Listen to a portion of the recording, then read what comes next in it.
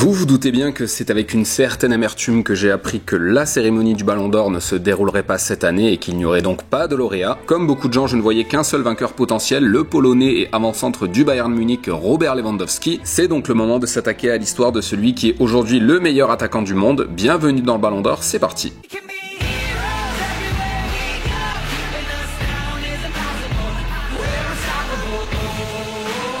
Robert Lewandowski naît en août 1988 à Varsovie. Il découvre le football à Leszno, village situé non loin de sa ville de naissance. Alors évidemment, avec des parents sportifs, c'est beaucoup plus facile de se diriger tout de suite vers une activité physique. Il multiplie les clubs dans cette ville et intègre enfin le Legia Varsovie, la grande équipe de football de celle-ci, jusqu'à intégrer son équipe réserve. En 3ème division, ses qualités d'avant-centre ne sautent pas encore aux yeux, le club finit par l'écarter du groupe. Sa mère, joueuse de volley en 1ère division quelques années auparavant, fait alors jouer les relations pour pistonner un petit peu son fiston. Et il faut croire que cela paye, puisque le Znik Pruszkow, qui a vu passer la mère de Lewandowski en tant qu'entraîneuse, non seulement le recrute, mais en plus lui fait signer un contrat professionnel. Alors forcément, dans un club avec de l'ambition, de l'argent et qui fait confiance à Lewandowski, autant vous dire que le parcours sera radicalement différent. Pruszkow commence à gravir les échelons dans les divisions inférieures et Lewandowski devient enfin un goléador. Même si le club échoue à monter en 1ère division, ce ne sera pas le cas de Lewandowski qui sera dans la foulée recruté par le Lech Poznan. Grâce à cela, Lewandowski découvre la Coupe de l'UEFA, marque de plus en plus régulièrement, est titulaire à tous les matchs. Il est donc logiquement élu révélation polonaise de l'année et commence à attirer l'œil des gros clubs européens comme Arsenal, Naples ou encore évidemment le Borussia Dortmund. D'autant que les championnats, coupes et supercoupes commencent à s'enchaîner dans son pays, le plus haut niveau ne peut plus attendre, Lewandowski est désormais trop fort pour se cantonner à son championnat domestique. Les propositions affluent, c'est Dortmund qui raflera la mise, d'autant qu'à l'époque il cherche à remplacer le bien nommé Mohamed Zidane. 2010, il est temps pour Lewandowski de rejoindre la Bundesliga et le vainqueur de la Ligue des Champions en 1997. Il n'arrive pas en terrain inconnu étant donné qu'il rejoint ses compatriotes Jakub Błaszczykowski et Luka Piszczek. Mais lors de la saison 2010-2011, Lewandowski doit faire face à la concurrence de Lucas Barrios, donc autant vous dire que le titre de champion à la fin de l'année a une saveur un peu aigre-douce pour lui. Mais bon, qu'importe, la saison 2011-2012 est celle de son avènement, meilleur joueur de Bundesliga à la mi-saison, auteur de plus de 20 buts en championnat et battant donc le record polonais, le 2e titre de champion d'affilée des jaunes et noirs porte sa marque. L'année suivante est un peu plus mitigé, le Borussia Dortmund laisse le championnat d'Allemagne et la Ligue des Champions au Bayern Munich. Lewandowski réussit à se mettre en évidence par 2 fois, la première en battant son record personnel de buts en championnat, et la seconde, évidemment, c'est ce demi-finale aller de Ligue des Champions contre le Real Madrid où il plante un quadruplé. Il est alors le 9e joueur de l'histoire à inscrire 4 buts dans la nouvelle version de la C1, mais aussi et surtout le 2e à planter par 4 fois en demi-finale de Coupe d'Europe, derrière Ferenc Puskás dans les années 60. La saison pré-Coupe du Monde sera sa dernière sous le maillot du Borussia Dortmund, le temps d'inscrire plus de 100 buts sous le maillot jaune et noir, mais aussi de devenir le meilleur buteur polonais de l'histoire de la Bundesliga. Et ensuite, évidemment, quand vous êtes un joueur venant de l'Est de l'Europe, que vous aimez le championnat d'Allemagne, que vous aimez les matchs où les buts coulent à foison, et que vous voulez rejoindre un grand d'Europe, il n'y a pas 36 solutions, le Bayern Munich et Robert Lewandowski étaient faits pour se rencontrer un jour. À ce moment-là, le Bayern Munich dispose de nombreux joueurs allemands champions du monde et possède un technicien hors pair en la personne de Pep Guardiola. Alors évidemment, une année moyenne pour le Bayern Munich, ça finit au moins avec un titre de champion de Bundesliga, mais vu la raclée infligée par le Barça en demi-finale de Ligue des Champions et la commotion cérébrale de Lewandowski, cette année 2014-2015 ne restera pas dans les annales. Alors, on arrive désormais au point culminant de cette vidéo, cette fameuse journée du 22 septembre 2015 où Lewandowski entre à la mi-temps du match face à Wolfsburg. 50e minute de jeu, les Verts mènent toujours 1-0, l'histoire est désormais en marche. Super dans la course. Et attention à la vague avec Lewandowski. Et Mario Götze reverse Lewandowski triplé. C'est sur le poteau Lewandowski. Une nouvelle fois. Et ça fait 3. Costa, le centre contre Lewandowski. Centre de Mario Götze.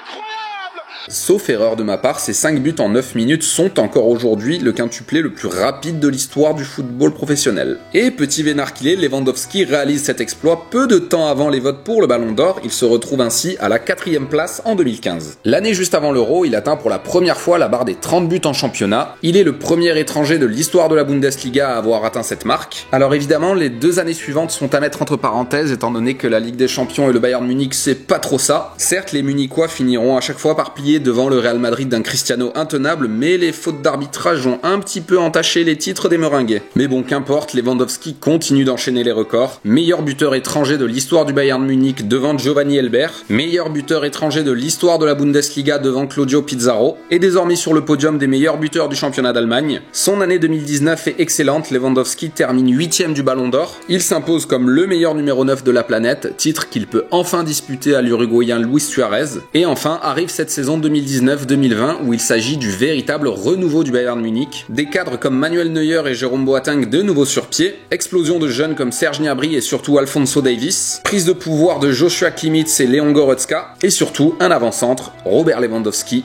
plus fort que jamais. Tellement fort qu'il remporte encore une fois le championnat d'Allemagne, et surtout, il remporte enfin le titre après lequel il courait depuis le début de sa carrière, la Ligue des Champions. Et pourtant. Alors on n'en a pas beaucoup parlé, mais si vous n'êtes pas au courant, il y a eu un petit virus qui a changé pas mal de choses cette année. Le Ballon d'Or France Football ne sera pas attribué pour la première fois depuis plus de 60 ans. Avec plus d'un but par match et tous les titres possibles remportés, Lewandowski faisait figure de favori à la succession de Lionel Messi, et l'attaquant polonais le sait quand on lui pose la question, il n'hésite pas d'ailleurs à répondre très franchement.